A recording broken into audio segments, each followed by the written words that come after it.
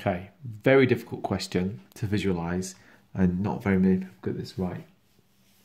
So let's have a look. This is a pond. It's full of water completely, so there's no air pocket here. It's completely full. And it's going to empty the pond to clean it.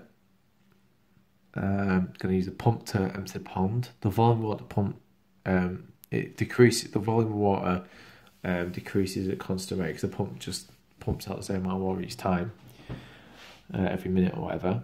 So the level of water in the pond goes down by 20 centimeters in the first 30 minutes. So this has come down. The water's come down by 20 centimeters. This is me just showing myself what that might look like. This has come down by 20 centimeters in half an hour. Okay. Now what you might be able to visualize is like this cuboid of air here, this volume here, took half an hour to drain. So if I find out that volume, and I'll know that that volume took half an hour, I can see how many of those volumes are in what's left, how many times that's going to be in this remaining bit of water, figure out how long it's going to take. So, to find the volume of a cuboid, it's length times width times height. So, this is 0.2 here. To get in the same scale, it's 20 centimeters, 0.2. So the volume, it's 1 wide, 2 long, and it's 0.2 deep. So 1 times 2 times 0.2. 1 times 2 is 2. 2 times 0.2.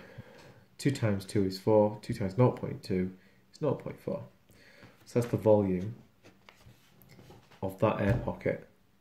And that air pocket took 30 minutes to happen. That volume of water took 30 minutes. So what I need to do is calculate how much water is left in that and see how many 0.4 will fit in. So what you may not recognise is that this shape on the front here is a trapezium. This is a trapezoid prism.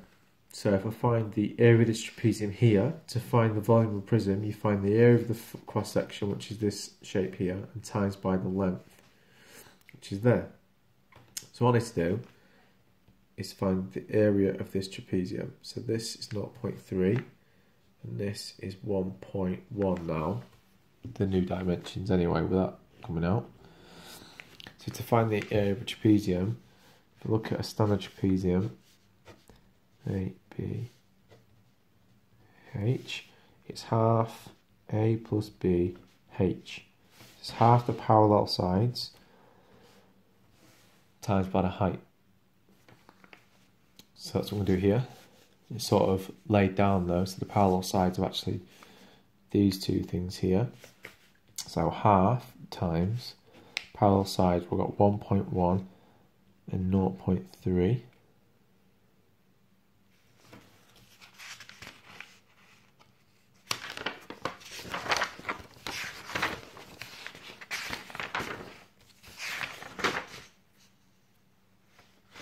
Just checking it on the paper that we'd made new values up for, because I had a sneaky suspicion it's not going to be exactly the same values you're using to revise from, which would have been a problem. Times by height, so the height of this is 2. So work out the bracket first, so that's going to be 1.4 times by 2. Now, with experience you might see that this half times this 2 will cancel out, okay, because they do actually cancel out, but I'll do it mathematically to show you. So half times 1.4 times 2 is 2.8, then a half times 2.8 is actually 1.4. So what actually happens is they cancel each other out. Okay, so that is the volume of water that is left. Sorry, that's the area of the face, so that's the area of the trapezium. And now I need to find the volume. So the volume is area times length. So the area is 1.4, and the length of this prism is how far back it goes. So this prism goes back 1, so the volume is actually 1.4.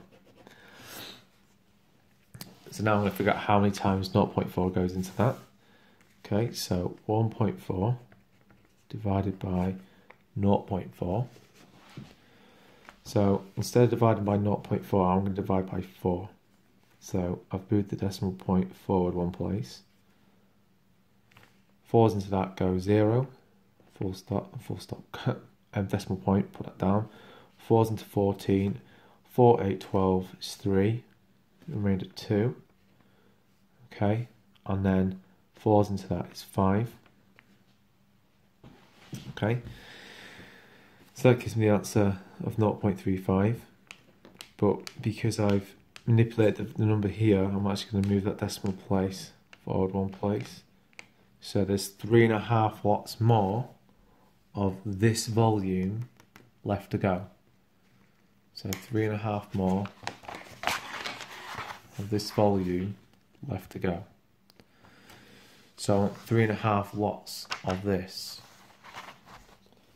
So 3.5 watts, so 1, 2, 3.5 is 105. So it's going to be 105 minutes.